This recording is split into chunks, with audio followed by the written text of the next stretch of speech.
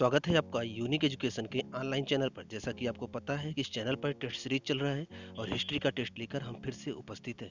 आशा करते हैं कि आप टेस्ट अच्छे से दे रहे हैं और आपके नंबर भी अच्छे आ रहे हैं। आपको नियम बता देते हैं। अगर आप 10 क्वेश्चन में 10 से 8 के बीच में सही हो रहे हैं, समझ लीजिए आपकी हिस्ट्री की तैयारी बहुत अच्छी है। आपके 6 से 8 के बीच में सही हो रहे हैं, तब भी आपकी तैयारी अच्छी है। लेकिन अगर आपकी 4 से 6 के बीच में सही हो रहे हैं, तब आपको और मेहनत करके 6 से 8 या फिर 8 से 10 के बीच में आने की ज़रूरत है, क्योंकि इसके नीचे रहेंगे तो पेपर में गलती होने के चांसेस बढ़ सकते हैं। अच्छे से तैयारी कीजिए और अच्छे से टेस्ट दीजिए और अपनी हिस्ट्री को और अच्छा कीजिए। अगर आप चैनल पे नए हैं, चैनल को सब्सक्राइब कर लीजिए। यहाँ से आपको बहुत सारी जानकारी उपलब्ध कराई जाएगी। चलिए पहला क्वेश्चन देखते हैं। पहला क्वेश्चन है, क्वेश्चन ध्यान से देखिए। कांग्रेस ने पूर्ण स्वराज को अपना उद्देश्य कब घोषित किया? कांग्रेस ने पूर्ण स्वराज को अपना उद्देश्य कब घोषित किया? 1919 में, 1929 में, 1933 में, 1945 में? सोचिए। चलिए आपको आंसर बताते हैं। यहाँ पर ऑप्शन बी सही है, 1929 में।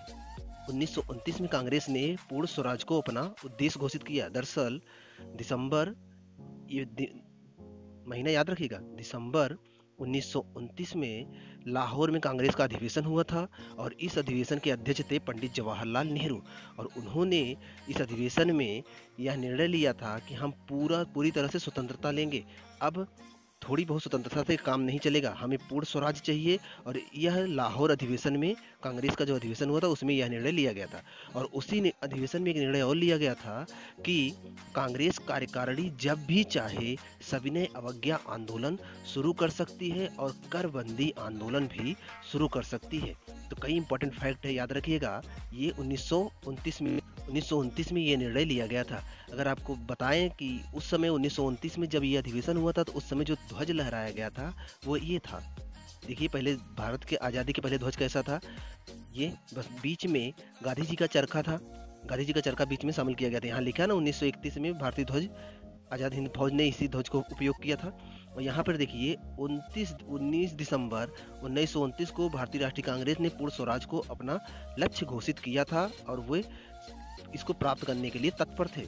यहाँ पर देखिए आप, 31 दिसंबर 1929 को भारतीय राष्ट्रीय कांग्रेस ने वार्षिक अधिवेशन में, कहाँ हुआ था इसका? पंजाब प्रांत की राजधानी लाहौर में। याद रखिएगा, जो लाहौर थी उस समय वो पंजाब प्रांत की राजधानी थी। और इस अधिवेशन में पूर्ण स्वराज का निर्णय लिया गया था। और अध्यक्ष कौन थे? पंडित जवाहरलाल नेहरू थे। कई इंपॉर्टेंट फैक्ट है, याद रखिएगा। और बात करें 1919 का, तो 1919 के अधिनियम के तहत प्रांतों में द्वैध शासन की व्यवस्था की गई थी, आप पढ़े होंगे। 1945 की बात करें तो 1945 में जापान पर, आप जानते हो, परमाणु हमला हुआ था। कौन से 2 बमों का उपयोग किया गया था? आप कमेंट बॉक्स में बताएंगे। जापान में अमेरिका ने जो बम गिराए थे उनके नाम क्या थे और किस किस तारीख को गिराया गया था? क्योंकि हाल ही में वो तारीख बीत चुकी है, इसलिए ये इंपॉर्टेंट फैक्ट भी है, आपको पता होना चाहिए। आप कमेंट बॉक्स में बताओगे किस किस तारीख को कौन कौन से बम कहाँ कहाँ पर गिराया था अमेरिका ने। और उसके पहले जापान ने अमेरिका के किस स्थान पर आक्रमण किया था जिससे क्रोधित होकर अमेरिका ने यह काम किया था? और जापान ने किस स्थान पर अमेरिका को नुकसान पहुंचाया था, वो और वहां पर अमेरिका का क्या था? आपको ये सारे फैक्ट कमेंट बॉक्स में बताना है। देखते हैं आपको कितनी जानकारी है। चलते हैं नेक्स्ट क्वेश्चन पर। अगला क्वेश्चन है, हिंदुस्तान सोशलिस्ट रिपब्लिकन आर्मी का गठन किसने किया? हिंदुस्तान सोशलिस्ट रिपब्लिकन आर्मी का गठन किसने किया? सुभाष चंद्र बोस, रासबिहारी बोस, चंद्रशेखर आजाद, बाल गंगाधर तिलक? सोचिए। चलिए हम आपको आंसर बताते हैं। यहाँ पर ऑप्शन सी सही है, चंद्रशेखर आजाद ने हिंदुस्तान रिपब्लिकन एसोसिएशन आर्मी का गठन किया था। यहाँ पर देखिए आप, हिंदुस्तान रिपब्लिकन एसोसिएशन, जिसे संक्षेप में HRA भी कहा जाता है, भारत की स्वतंत्रता से पहले उत्तर भारत की एक प्रमुख क्रांतिकारी पार्टी थी, जिसका गठन हिंदुस्तान को अंग्रेजों से शासन मुक्त कराने के लिए किया गया था। उत्तर प्रदेश और बंगाल के कुछ क्रांतिकारी सन 1924 में कानपुर में इसका गठन किया था। और इसकी स्थापना में लाला हरदयाल, आप नाम सुने होंगे इनका, की महत्वपूर्ण भूमिका थी। और काकोरी कांड के पश्चात 4 क्रांतिकारियों को फांसी भी दे दी गई थी, आप जानते हो। इसमें देखो, बाद में इसमें चंद्रशेखर आजाद और भगत सिंह ने मिलकर इसे पुनर्जीवित किया। तो वहाँ जो ऑप्शन है उसमें कौन इसमें सम्मिलित है? तो ये ऑप्शन चंद्रशेखर आजाद मुख्य रूप से सम्मिलित हैं। याद रखिएगा, बहुत इंपॉर्टेंट फैक्ट है और यहाँ से क्वेश्चन बहुत बार आता है, याद रखिएगा इसको। तो यहाँ पर ऑप्शन सी सही है, चंद्रशेखर आजाद। चलते हैं नेक्स्ट क्वेश्चन पर। अगला क्वेश्चन है, खिलाफत आंदोलन का परिणाम क्या था? ये खिलाफत आंदोलन जब चलाया गया था तो इसका परिणाम क्या निकल कर आया? हिंदू मुस्लिम मतभेद में कमी आई, भाषा की समस्या में तीव्रता हुई, मुस्लिम दंगे बढ़े, हिंदुओं को दबाया गया। बताइए खिलाफत आंदोलन का क्या परिणाम था? चलिए आपको आंसर बताते हैं। यहाँ पर ऑप्शन ए सही है, हिंदू मुस्लिम मतभेद में कमी आई। आपको इसका थोड़ा सा कहानी बता देते हैं। दरअसल अंग्रेज जो तुर्की का जो शासक होता था वो पूरे विश्व का धर्मगुरु होता था। तुर्की एक देश है जो यूरोप और एशिया दोनों में पड़ता है, आप पढ़े होंगे भूगोल में, आपको जियोग्राफी टेस्ट में बताया भी गया था। तो जो तुर्की जो देश है वहाँ का जो शासक होता था पूरे विश्व के मुस्लिमों का धर्मगुरु होता था। अब वहाँ के जो धर्मगुरु की जो शासक की नियुक्ति थी, अंग्रेज बोले हम यहाँ के शासक की नियुक्ति करेंगे। अब अगर वहाँ के अंग्रेज वहाँ के शासक की अगर नियुक्ति करते, इसका मतलब क्या था, पूरे विश्व के मुसलमान किसको पूजेंगे, ये अंग्रेज निर्णय लेंगे। तो यह बात मुसलमानों को ठीक नहीं लगी, जिसके खिलाफ भारत में अंग्रेजों के विरुद्ध आंदोलन अंग्रेजों ने खिलाफत आंदोलन के रूप में शुरू किया। अब यह आंदोलन अंग्रेजों के खिलाफ मुस्लिमों ने शुरू किया था, तो गांधी जी इस आंदोलन के नेता बनकर सामने आए और वो भी बोले कि हम भी आपके साथ इस आंदोलन में हैं। अतः गांधी जी के साथ बहुत सारे लोग जुड़ गए, तो इसमें हिंदू और मुस्लिम मिलकर अंग्रेजों के खिलाफ खड़े हो गए। अतः क्या हुआ होगा, इसमें हिंदू और मुस्लिम मतभेद में कमी आई, मतलब वो और पास आए, उनमें मतभेद जो था वो खत्म हुआ, उनमें भाईचारा बढ़ा। तो खिलाफत आंदोलन का परिणाम ये था। ये इंपॉर्टेंट फैक्ट है, आप याद रखिएगा। दंगे उंगे नहीं बढ़े थे, ना तो हिंदुओं को दबाया गया था। ऑप्शन ए सही है, काफी इंपॉर्टेंट फैक्ट है। अगर जरा सा भी आप नहीं समझ पाओगे तो ये गलत हो सकता है। हाँ, ये सन भी याद रखिएगा, कभी कभी सन भी पूछ लेता है। तो खिलाफत आंदोलन 1919 की बात है, याद रखिएगा। और जस्ट 1920 में महात्मा गांधी ने असहयोग आंदोलन चलाया था, तब मुस्लिमों का भी बड़ा भारी समर्थन मिला था। तो इंपॉर्टेंट फैक्ट है, ऑप्शन ए सही था, याद रखिएगा। चलते हैं नेक्स्ट क्वेश्चन पर। अगला क्वेश्चन है, भारतीय राष्ट्रीय कांग्रेस का प्रथम अधिवेशन कहाँ हुआ था? भारतीय राष्ट्रीय कांग्रेस का प्रथम अधिवेशन कहाँ हुआ था? बड़ा सस्ता क्वेश्चन है, अगर आप जरा सा भी पढ़े होंगे तो आपको पता होगा। दिल्ली, मुंबई, कोलकाता, मद्रास, सोचिए। चलिए मैं आपको आंसर बताते हैं। ऑप्शन बी सही है, मुंबई में। गोकुलदास तेजपाल संस्कृत विश्वविद्यालय मुंबई में भारतीय राष्ट्रीय कांग्रेस का प्रथम अधिवेशन हुआ था। एक बात याद रखिएगा, इसका प्रथम अधिवेशन होने वाले था पुणे में, लेकिन पुणे में भीषण अकाल पड़ा था, इसलिए पुणे में ना होकर मुंबई में किया गया। यहाँ पर आप कांग्रेस के बारे में थोड़ा सा देख लीजिए। इसके संस्थापक थे एलन ऑक्टेवियन होम, जो कि स्कॉटलैंड के निवासी थे, और इसकी स्थापना बम्बई में 1885 में हुई। इसके प्रथम अध्यक्ष ब्योमोस चंद्र बनर्जी थे, और उस समय वायसराय लॉर्ड डफरिन था, और दादा भाई नौरोजी के सुझाव पर इसकी स्थापना हुई थी। और प्रथम अधिवेशन में कुल 72 लोग शामिल हुए थे, याद रखिएगा, इंपॉर्टेंट फैक्ट है। और इसमें कुछ चीज़ें और देख लेते हैं। यह पहले अधिवेशन पुणे में आयोजित होने वाला था, लेकिन वहां भीषण अकाल के कारण इसे बंबई में गोकुलदास तेजपाल संस्कृत विश्वविद्यालय में स्थापित किया गया। याद रखिएगा, बहुत इंपॉर्टेंट फैक्ट है। और एक चीज यहीं पर और देख लेते हैं, दूसरा अधिवेशन कलकत्ता में हुआ था 1886 में। 85 में पहला, दूसरा 86 में। और अध्यक्ष कौन थे? दादा भाई नौरोजी। याद रखिएगा, इंपॉर्टेंट फैक्ट है ये भी। अगला एक लाइन और देख लीजिए यहाँ पर। और यहाँ पर इसमें जो नारा दिया गया था, कांग्रेसी बनो का नारा दिया गया था। तीसरा अधिवेशन जो हुआ था, तीसरा अधिवेशन 1887 में हुआ था। अध्यक्ष कौन थे? बदरुद्दीन तैयब। ये क्वेश्चन आपसे एक बार इतिहास में पूछा भी जा चुका है, और वो प्रथम मुस्लिम अध्यक्ष थे। ये भी आपको यही क्वेश्चन आपसे पूछा गया था। और उस समय नारा क्या दिया गया था? कांग्रेसी बनो। कांग्रेसी बनो मतलब कांग्रेस पार्टी में आप शामिल हो जाओ। हाँ, एक चीज और यहाँ आपको बता दें, अगर क्वेश्चन आए दादा भाई नौरोजी कांग्रेस के कितने बार अध्यक्ष बने थे? 3 बार बने थे, 1886 में, 1893 में और 1906 में। आपको पता होगा, जहाँ पर स्वराज शब्द का उपयोग किया गया था। तो यहाँ पर ऑप्शन बी सही है, मुंबई के गोकुलदास तेजपाल संस्कृत विश्वविद्यालय में इसका प्रथम अधिवेशन हुआ था। कुल 72 लोग उपस्थित थे। इंपॉर्टेंट फैक्ट है, याद रखिएगा। चलते हैं नेक्स्ट क्वेश्चन पर। अगला क्वेश्चन है, कौन सी घटना कालक्रम में तीसरे स्थान पर आती है? ध्यान रखिएगा, घटना क्रम में तीसरे स्थान पर आती है। चंपारण आंदोलन, असहयोग आंदोलन, भारत छोड़ो आंदोलन, दांडी मार्च। कौन सी तीसरे स्थान पर आती है? सोचिए। चलिए इसको थोड़ा सा डिटेल में अध्ययन करते हैं। देखिए, चंपारण आंदोलन हुआ था 1917 में। गांधी जी 1915 में भारत आए थे और रामचंद्र शुक्ल ने भी इन्हें बिहार में मिल मजदूरों के खिलाफ, दरअसल बिहार में जो किसान थे वहाँ पर अंग्रेजों ने उन्हें अपने खेती के 3/20 हिस्से पर नील की खेती करना अनिवार्य कर दिया था। तो उसके खिलाफ अंग्रेजों रामचंद्र शुक्ल ने गांधी जी को बिहार बुलाया था। चंपारण में गांधी जी वहाँ पर जाकर सत्याग्रह किए थे। तो ये कब था? 1917 में। ये फैक्ट याद रखिएगा। असहयोग आंदोलन गांधी जी ने कब शुरू किया था? 1920 में।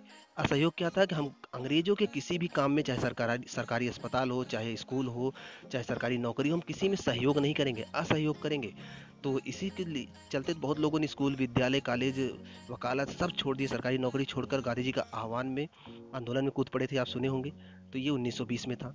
भारत छोड़ो आंदोलन अगर देखा जाए तो ये था 1942 में। भारत छोड़ो आंदोलन 1942 में, आप सुने होंगे। 1942 में। और दांडी मार्च आप सुने होंगे। सविनय अवज्ञा आंदोलन जब शुरू हुआ था, दांडी मार्च 1930 में। तो ये 1930 है, ये 1942 है, और ये 1920 है, और ये 1917 है। अब आप सोच लीजिए तीसरे स्थान पे कौन सा आएगा? 1930 वाला ही तो आएगा, दांडी मार्च। तो यहाँ पर क्वेश्चन के हिसाब से कौन सी घटना कालक्रम में तीसरे स्थान पर आती है? तो ऑप्शन डी सही है। इंपॉर्टेंट फैक्ट है, याद रखिएगा, ऑप्शन डी सही है। चलते हैं नेक्स्ट क्वेश्चन पर। अगला क्वेश्चन है, किस बौद्ध ग्रंथ में संघ जीवन के बारे में किस बौद्ध ग्रंथ में संघ जीवन के नियम प्राप्त होते हैं? ऑप्शन हैं दीर्घ निकाय, विनय पिटक, अभिधम्म पिटक, विभाषा शास्त्र। सोचिए। चलिए हम आपको आंसर बताते हैं। यहाँ पर ऑप्शन बी सही है, विनय पिटक। विनय पिटक में बौद्ध ग्रंथ के संघ जीवन का नियम मिलता है। दरअसल आप कहानी समझ लीजिए थोड़ा सा। कहानी ये है कि महात्मा बुद्ध की मृत्यु के बाद उनकी शिक्षाओं को 3 पिटकों में संकलित किया गया। पिटक, कभी कभी पूछा जाता है पिटक किससे, त्रिपिटक किससे संबंधित है? तो बौद्ध धर्म से संबंधित है। 3 पिटकों में सम्मिलित किया गया है, विनय पिटक, सुप्त पिटक और अभिधम्म पिटक। तो विनय पिटक में संघ के संबंधित नियम और दैनिक जीवन में आचार विचारों के बारे में बताया गया है। सुप्त पिटक में बौद्ध धर्म के सिद्धांत हैं और उपदेश हैं, और अभिधम्म पिटक में दार्शनिक सिद्धांतों का संग्रह किया गया है। तो यहाँ पर जो संघ के नियम हैं, संघ जीवन का जो नियम है वो विनय पिटक में है। बहुत इंपॉर्टेंट है। और जो यहाँ सरल क्वेश्चन बनता है वो ये बनता है कि त्रिपिटक किस धर्म से संबंधित है? तो सभी ऑप्शन दे देगा, जैन धर्म, बौद्ध धर्म, हिंदू धर्म, इस्लाम धर्म। तो आपको आंसर पता होना चाहिए कि बौद्ध धर्म से संबंधित है, और यहाँ पर ऑप्शन बी सही है।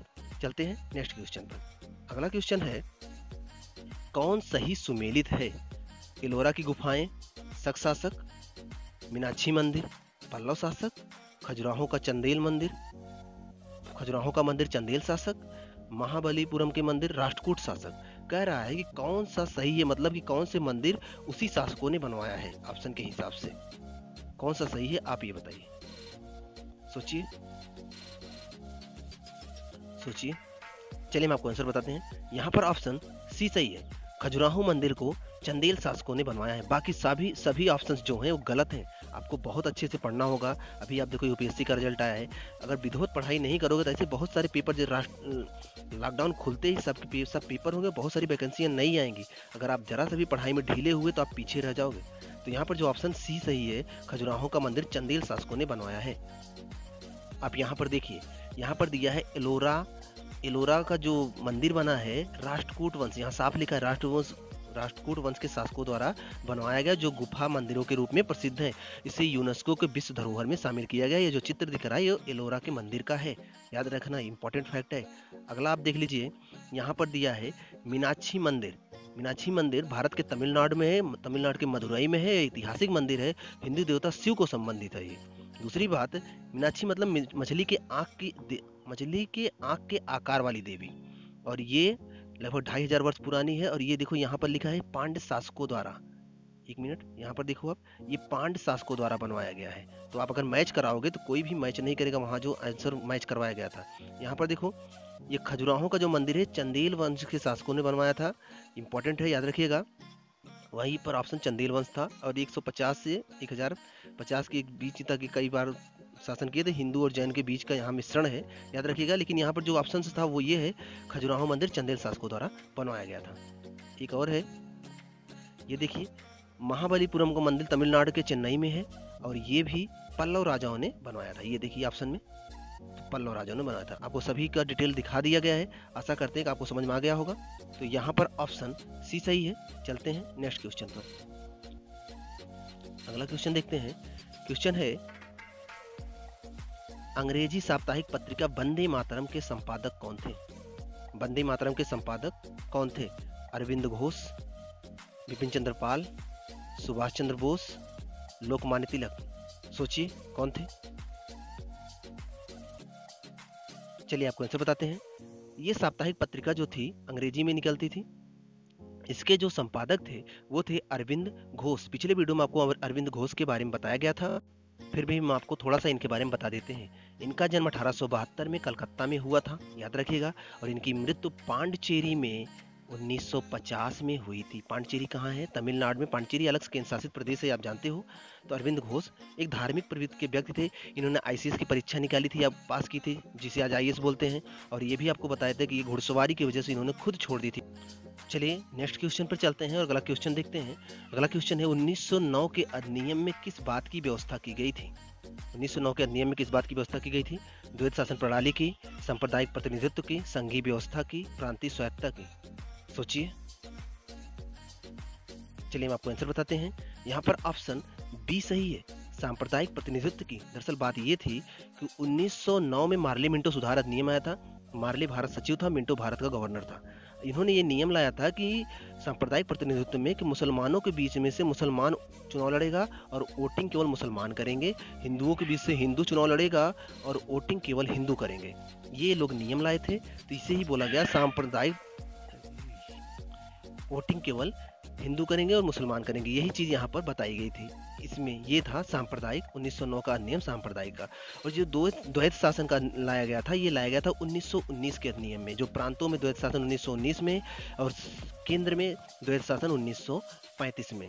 इंपॉर्टेंट फैक्ट है, याद रखिएगा। यहाँ पर ऑप्शन बी सही है। चलते हैं नेक्स्ट और लास्ट क्वेश्चन पर। क्वेश्चन है, पूना पैक्ट संबंधित था। पूना पैक्ट किससे संबंधित था? दलित वर्ग से, हिंदू मुस्लिम एकता से, संवैधानिक प्रगति से, शैक्षिक सुधार से। सोचिए किससे संबंधित था। चलिए आपको आंसर बताते हैं। यहाँ पर ऑप्शन ए सही है।